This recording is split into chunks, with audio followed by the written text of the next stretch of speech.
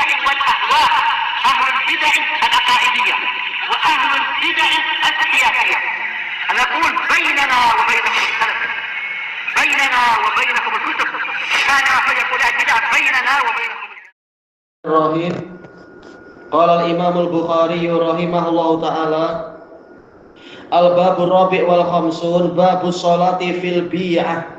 Bab salat di biara, di tokong. Terjadi perselisihan di kalangan ulama, boleh ataukah tidak? Siang. Iya, mungkin di siang situ atau di candi-candi, sholat di candi. Ada patung-patung. Iya, atau di gereja-gereja padahal di situ ada patung Yesus lah, atau patung Bunda Maria, atau ada salib. Gimana mau rukuk sujud di situ? Wa qala Umar radhiyallahu anhu, inna la nadkhulu kanaisakum. Sesungguhnya kami tidak memasuki gereja-gereja kalian. Min ajri tamasilil lati fiha suwar, karena di dalamnya ada patung-patung yang di situ ada gambar-gambar. Kalau tak salah ini diriwayatkan, ini sahih diriwayatkan oleh Ibnu Abi Syaibah dalam Musannaf dan yang lainnya juga. Wa kana Ibnu Abbas yusalli fil bi'ah illa bi'atan fiha tamasil. Ibnu Abbas sering sholat di biara kecuali biara yang di situ ada patung-patungnya. Ini kalau tak salah dalam apa? Musannaf juga, Musannaf Ibnu Abi Syaibah dan yang lainnya. Cuma dijelaskan oleh para ulama, selama masih ada lambang-lambang kesyirikan, tak boleh sholat di situ. Lalu Ibnu Abbas bagaimana? Boleh jadi dulunya itu biara, tapi tidak ada patungnya dan sebagainya. Maka apa? Diperbolehkan. Sudah tidak ada lambang kesyirikan, tidak ada alasan untuk dilarang.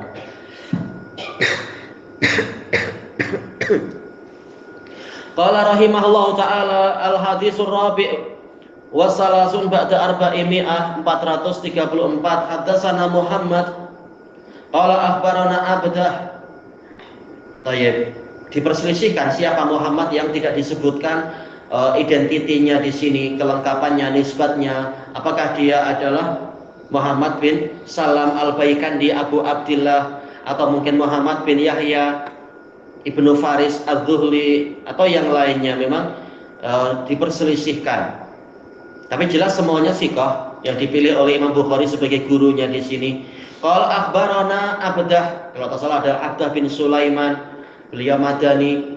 Qala an Hisham ibni Urwah, beliau adalah Abu Abdillah Syekhul Islam, Hisham ibnu Urwah ibni Zubair al-Madani. Beliau adalah siqatun imam. An abihi Abu Abdillah Urwah ibnu Zubair ibni al-Awwam. Tayyib, min kibari tabi'in, min al-fuqaha al-Madinah as-sab'ah. An Aisyah radhiyallahu anha ummi Abdillah as-Siddiqah al-Qurasyiyah. Anna Ummu Salamah Hindun pintu Abi Umayyah. Abu Umayyah namanya adalah Hudzaifah. Hindun pintu Hudzaifah al-Mahzumiyah, dari bangsawannya Quraisy, istri Nabi juga. Zakarat li Rasulillah, menceritakan kepada Rasulullah sallallahu alaihi wasallam, kanisatan ra'atha bi ardil Habasyah, suatu gereja yang dia lihat di negeri Habasyah di Ethiopia. Yuqalu laha Maryah, dipanggil sebagai Maryah, ya gereja Maria.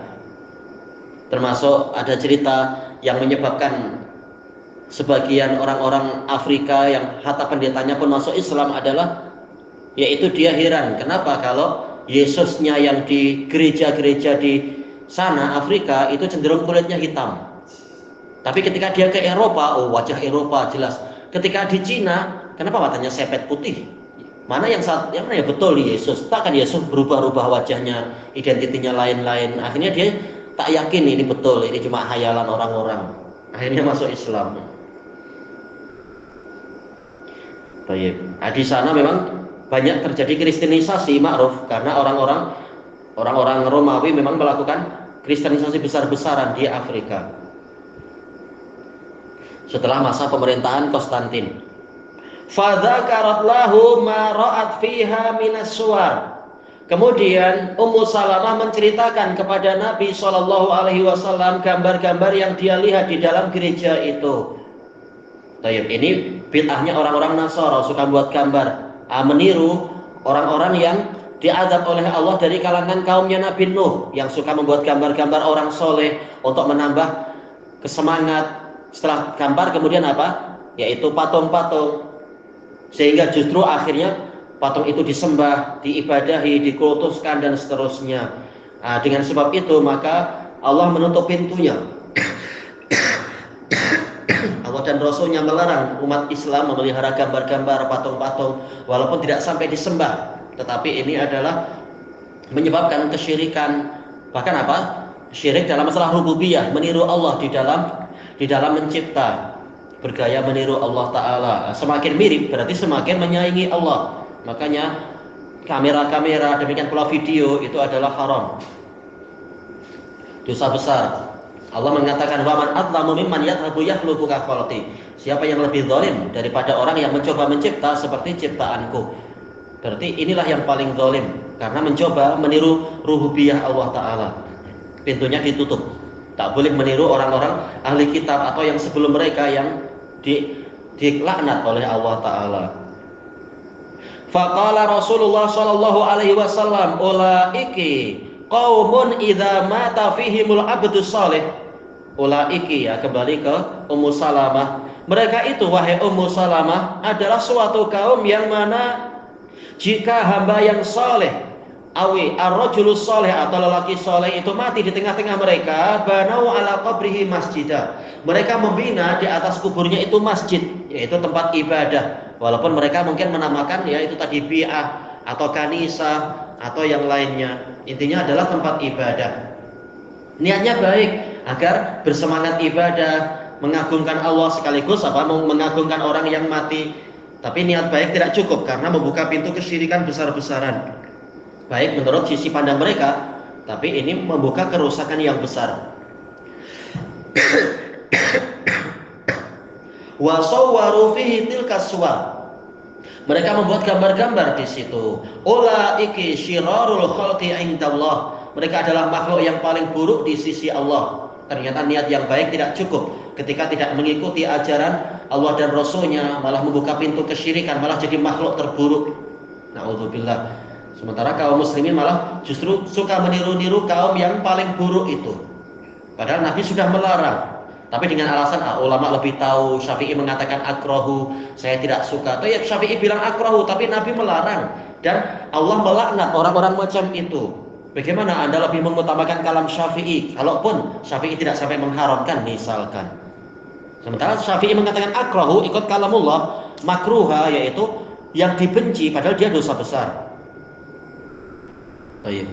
Maka tak boleh untuk kita membatalkan kalam Nabi dengan alasan ulama bilang begini, atau ustadz bilang demikian, atau imam fulan bilang demikian. Kalau dalilnya sudah jelas, tidak layak ditakwil-takwil lagi. Baik, karena hukum di tangan Allah dan Rasulnya, bukan di tangan para ulama atau ustadz atau masyayikh dan sebagainya. Baik. Yang menjadi sisi pendalilan di sini apa?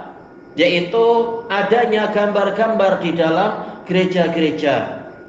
Walaupun dijelaskan oleh Al-Hafidh, tidak ada dalam hadis Ummi Salamah, hadis Aisyah ini, dan juga hadis Ummi Salamah dan Ummi Habibah, tak ada disebutkan di situ mereka sholat di situ. Tetapi selama masih ada gambar-gambar dan patung-patung, ada lambang-lambang kesyirikan, tak boleh sholat di situ. Makanya Umar, beliau membersihkan gereja yang ada yang waktu itu ada di mana itu, di Palestina itu, untuk dibersihkan, baru kemudian beliau sholat di situ. Selama masih ada lambang kesyirikan, tak boleh.